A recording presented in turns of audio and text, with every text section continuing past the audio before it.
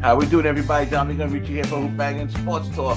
It's Sunday. It's a late Sunday, but it's Sunday. Had some technical difficulty this morning, but we're back with some college basketball picks. I didn't want to not put these games out. I know it's kind of late, but the first game don't start till 1:30, so you still have time. The other game's at 3:30, 4 o'clock, 8 o'clock, so you got time. Let's go. Let's do this quickly. I apologize right now for the mistakes because I'm going to try to get through this quick. But you'll get the gist of what I'm trying to do here. Hopefully, quickly, yesterday, I went 4-1 on the Saturday live show, off a 6-0 Saturday live show the week before. Our Saturday live shows have been good. We've been hitting in during the week. I've been having a real good month of February. DJ Big Boss has been having a good month of February. Overall, Who-Bangin's been doing our thing with college basketball. So hopefully it keeps up for another month. We'll see what happens and then rolls into MLB. Anyway, let's go with this game quickly. I took the under 145.5 minus 109. And I'll tell you what, there's a couple disconomies between both teams. Whiskey number 11, Michigan State number 8. Listen, can Michigan State do this again? Can they win another game? Is Whiskey can Whiskey beat them outright today? Yeah, I think they could. I thought the first half number wasn't bad either at plus 2.5, but I wasn't ready to go there. I stuck with the total. The unders have been good to me. I stuck with the under 145.5.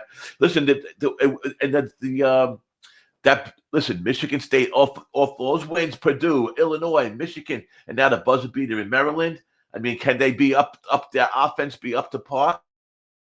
Are their legs still under them? I mean, they are just such a team. Now, I know Michigan State plays those 10-team rotations, so usually their legs are pretty fresh. And if you notice, they beat teams in the second half after 4 or 5 minutes gone. In the second half, they seem to take over games. They seem to wear out teams. And, going forward in the tournament, that's an angle to look at. Teams that are only playing their 5 to 6 starters most of the game.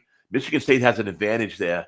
And that could just be an angle to look at. But anyhow, let's keep with this for now. I went with the under 145.5, like I said, minus 109.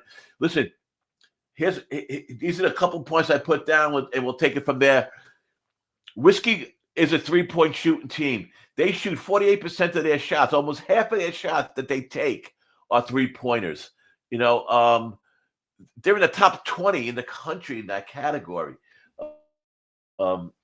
What I liked about the thing about that is the other side of that is State holds teams 29% from the arc. There's only 3 teams better at 3-point defense than Michigan State. So one can negate the other right there. State is one of the top rebounding teams. Let's face it, they are. So Whiskey ain't going to get many second chance shots. State is also not the best at the 3-point shooting. They don't have a good, which is a little bit surprising. That 2-point play is up to par. They are a very good rebounding team. They don't commit a lot of fouls. I'm sorry. We know that State is a good rebounding team, and State does shoot the foul shot really well. The other part I liked about that was that Whiskey is also a good rebounding team. Not as good as State, but they're a good rebound team overall. And Whiskey don't commit a lot of fouls. So I think that where Michigan State gets a lot of its points, Whiskey can defend those areas pretty good. And vice versa, Whiskey's shooting up those 3-point shots, like half of their shots.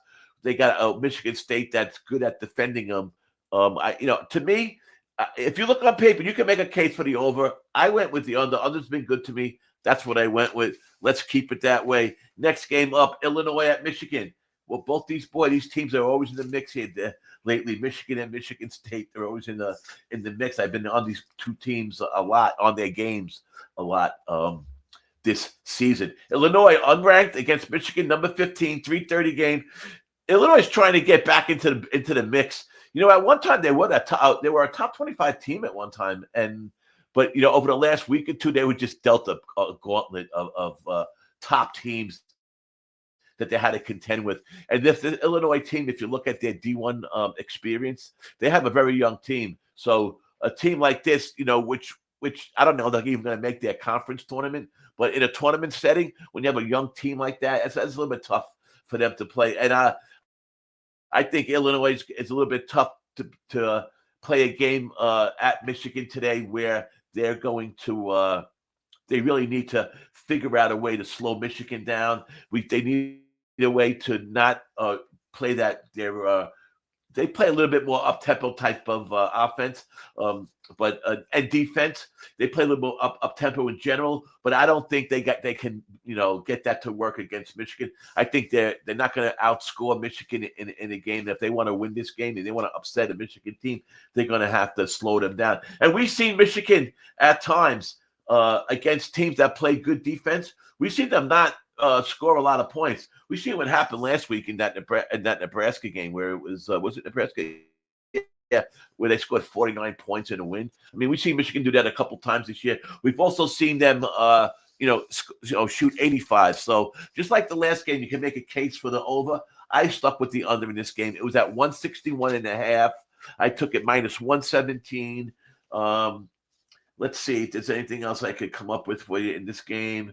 But Illinois likes to play fast. Like I said, they push the pace, but that was my point against a team like Michigan, who is sixth in 2-point percentage. Okay, so Michigan does shoot the 2-point.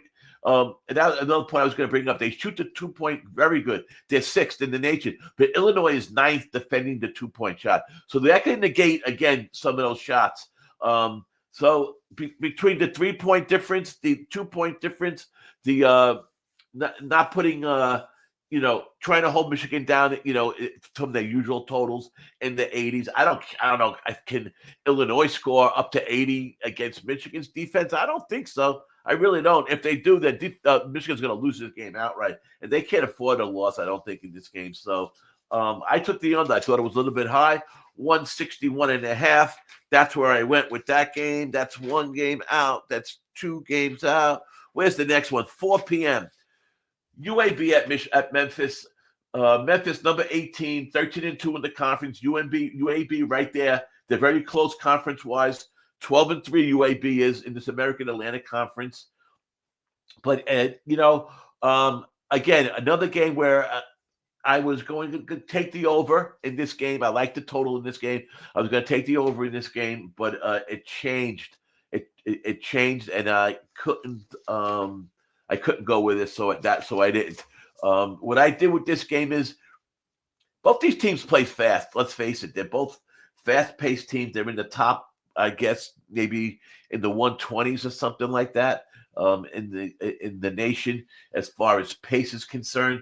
But we had UAB. But let me first say Memphis is a top 20 team that I don't think is a top 20 team. I think Memphis might have a problem when it comes to the tournament time.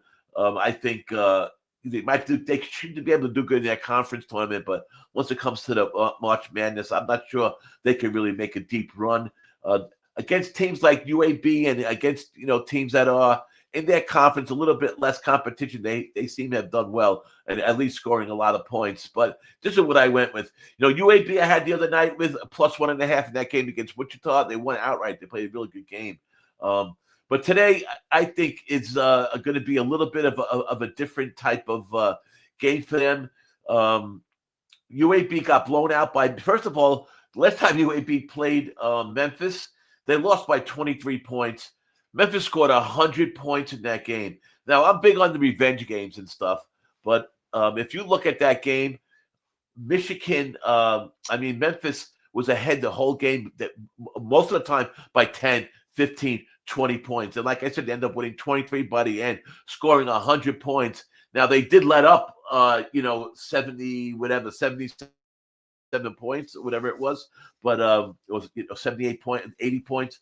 But they did, like I said, score 100 points. And for me, they just beat them up too much for this revenge game to really, really matter much. I was a little surprised that the point spread was only 1.5. For Memphis, I thought it would be a little bit higher. The money line was only -113, and that's where I went with this game. Memphis does not have too many turnovers, but UAB does not play aggressive. Oh yes, sorry, I told you I make mistakes. Memphis, their turnover ratio is bad. They turn over the ball way too much, especially for a top 20 team. But UAB does not play that type of aggressive defense. They don't commit a lot of turnovers. So I think one thing washes out the other. The other thing is UAB is a good ball control team, so they don't commit a lot of turnovers. So they defend the turnovers. They don't commit a lot of turnovers. So, usually that'll mean that'll make this game, the pace go. And if this game is going up and down, I think Memphis has the clear edge. Both teams are average at best defending to the 2-point shots. So for me, that's a big advantage for Memphis. But what I did with this game is the total was getting up there. I was going to take the total over, but I didn't. What I did was I took Memphis as my first leg of my money line parlay for today with the last game I'm going to talk about. And I took Memphis team total over 80.5. I believe I got that at minus 115. And then I'll talk about the second game and what I did with this game. I took Memphis in a parlay with North Florida, who's playing Austin Peay tonight. The money line parlay was plus 204. Memphis was minus 113. North Florida was minus 165. So that was my game, and that's my cap on the North Florida game. I just give you a couple quick reasons why, and we'll get out of here. Like I said, it's a 7 p.m. game. It's the first game of this Atlantic ASUN conference starting today. This is the first game of it. There's also another game starting at 7 p.m. in that conference that I didn't cap, Central Arc at Stetson, that I'll take a look at after I'm off, but I won't be putting a play out on that. But this North Florida at Austin Peay, I think is a great North Florida. Let's talk about them. They're a great 3-point shooting team. They lead the nation in their 3-point rate to the shots that they put up. So their shots per possession, their 3-point rate is 55%. On the road, at home, they shoot like 37% of those 3 points they're hitting. On the road, they're hitting like 33%, though. And the thing is that Austin, and the dichotomy on that is Austin Peay ranks 286 defending the 3. So what happened is this is a revenge game again. And the last time these two teams played, it was at North Florida, and they lost 97-89. And what happened in that game, for whatever reason, I don't know if the game plan was not to shoot as many, or this was at the beginning of conference play, so maybe North Florida wasn't up to that percentage of shooting so many threes at the time. But they only got off like 17 threes in that game.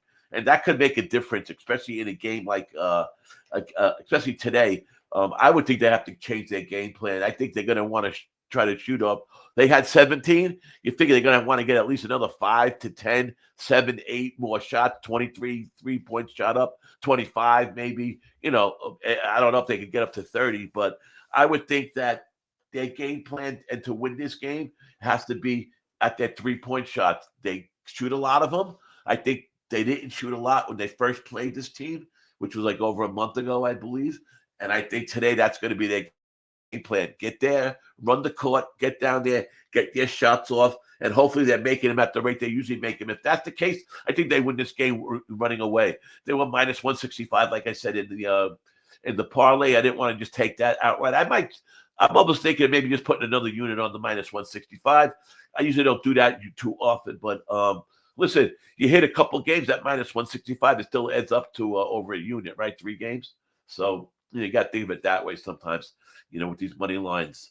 Over the years, I've gotten to take higher and higher favorites because my outlook started thinking different with that. But anyhow, I took North Florida plus 204 in the parlay with Memphis. So that's it. That's what I got for you today. Let's go over quick. I just told you about that parlay. North Florida, Memphis plus 204. I got Michigan State under 145.5. I got Michigan under 161.5. And I got Memphis, like I said, to win the game outright and for their team total over to become 80.5. So I need 81 points in that game. That's what I got for you guys. Hopefully you will be staying tuned to Who-Bangin Sports Talk. We'll be back all week long with some more plays. We got a lot of those smaller conference tournaments starting on Tuesday, on Wednesday. This whole week will be all the big teams will be playing all week. Next weekend's going to be a real good one because then the big time conference tournaments start, the SECs, the Big Tens, things like that. So watch that schedule and take a look at some of these games. there's some interesting dichotomies in some of these games, in some of these conference tournaments.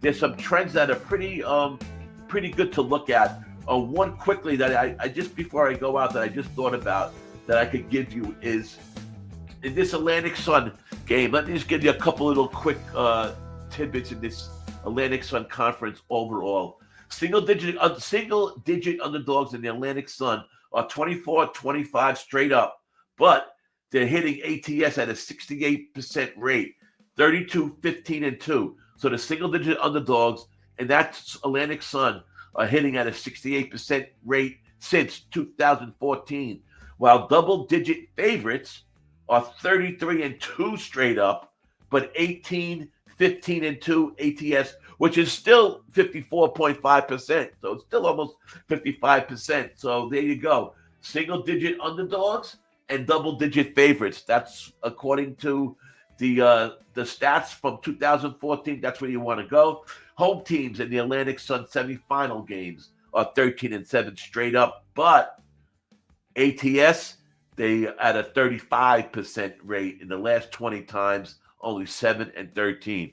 Pretty interesting. I'll have some of those for every one of the conferences. Anyway, let me get out of here. Dommy Gunarici for Who-Bangin Sports Talk. We will be back probably tomorrow. Thank you.